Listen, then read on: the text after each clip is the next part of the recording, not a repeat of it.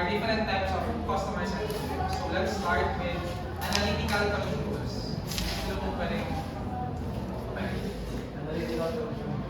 Analytical customer is someone who makes purchasing decisions based on logic, research, and data rather than emotions or impulsiveness. These customers focus on analyzing details such as product features, quality, price, and value before committing a purchase. They tend to take their time and compare multiple options to ensure they are making the most informed decision. So analytical consumers, ito yung mga customers na systematic. So parang hinihimay nila yung bawat detalye sa isang product. O talagang kinikritik nila yung produkto or service na pinoprovide ng company or ng convenience store na pinagtatrabaho. So next is expressive customers kung An expressive consumer is someone who makes purchasing decisions based on emotions, creativity, and personal values. These consumers often choose products that allow them to express their identity, personality, or lifestyle.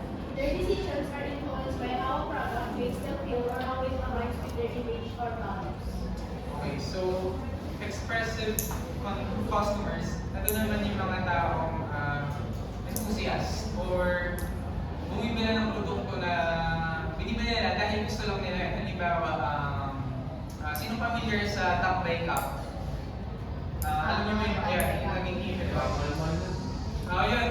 Sobrang taas ng value ng Tambay Cup and kapag nasal mo siya ng Tirasel, mas lalong tumataas yung value. Kahit sabihin na natin, plain or wala naman masyadong surprising sa product na yun. So sa tingin nyo, bakit kaya sila gumagastos ng ganong halaga dahil sa product na yun? Sa nag-invest, Pwede nila dahil sikat na nag-invest, dahil sikat sa na nag-invers, okay, sa influence ng tao. Parang tumalas yung pagiging materials. Ayun, sa akin, yes, namin influence. So yun, most likely, binibili lang nila yung product dahil gusto nila, masaya sila doon. And ayun, worker, employee should be enthusiastic and engaging, emphasize emotions and personal connections. So dapat, dito is, kapag employee ka, is, siguro, alam mo din yung product,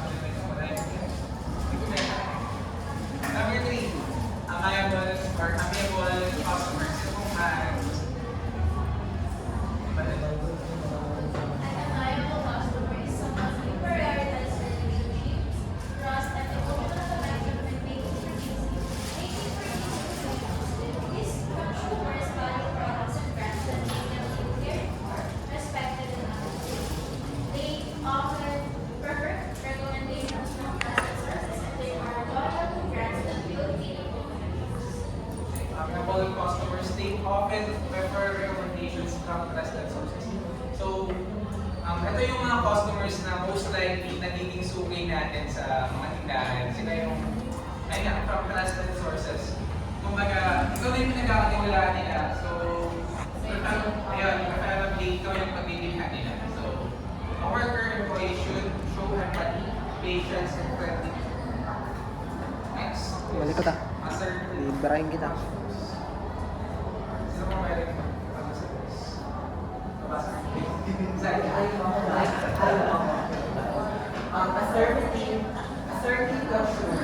Assertive consumer is someone who is confident, decisive, and goal-oriented in their purchasing decision.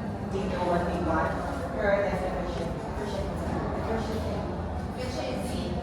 and ultimately control of the buying process.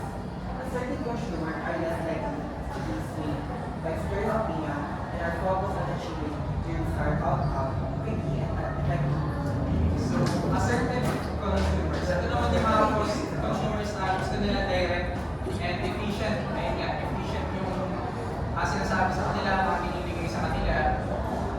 Siguro ang ligawan na natin dito is yung mga pasyente, yung mga may sakit. So, dapat ang doktor ay ang mga pasyente is nagiging confident sa kung ano yung nararamdaman nila para ma-assist din sila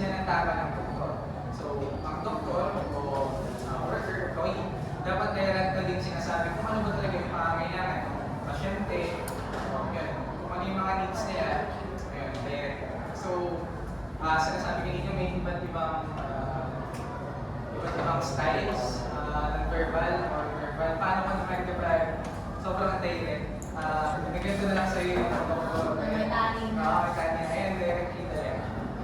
So, some pictures din na ngayon. Pinatanayan din ng pictures.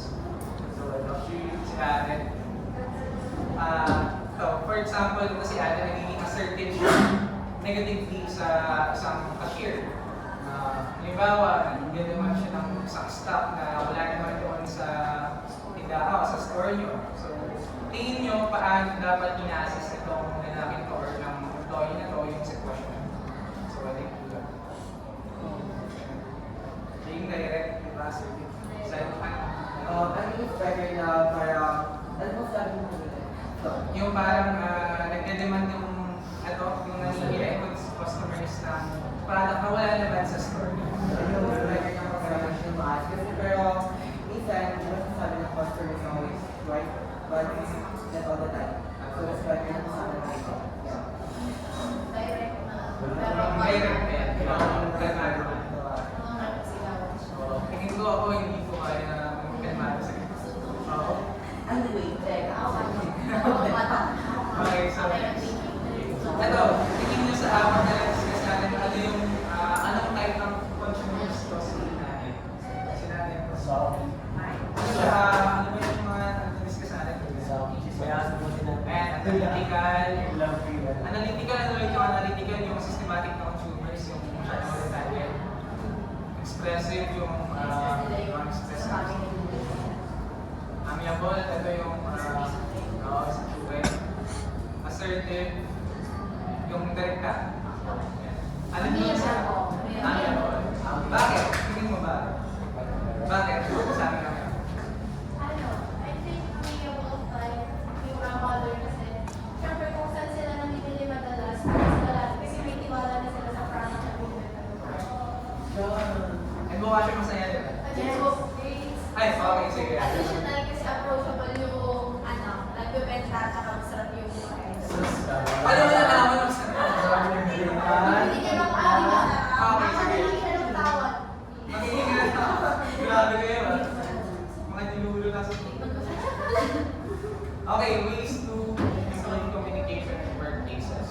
So, here's some tips para ma-improve yung communication natin sa workplaces natin. Be an active listener. So, sabi di ba, ang isa sa pinakamahalagang elements ng communication is yung listener. Kasi magiging effective yung message kung magaling yung follow up, ito naman is dapat dapat meron kang maganda din feedback sa kung ano yung message na diniliver sa'yo. So, next is implement open door policy. So, dapat sa kumpanya or sa workplace, dapat meron tayong considerations or dapat tanggap natin yung isa't isa or yung co-workers natin kung sino sila at kung paano nila dinideliver yung kanya-kanyang trabaho. So, immediate response. And basically, dapat mabilis and on point yung mga responses. And lastly, syempre, no matter what, kung anong trabaho yan, dapat na-enjoy mo kung ano yung ginagawa. So, that's it. Thank you po.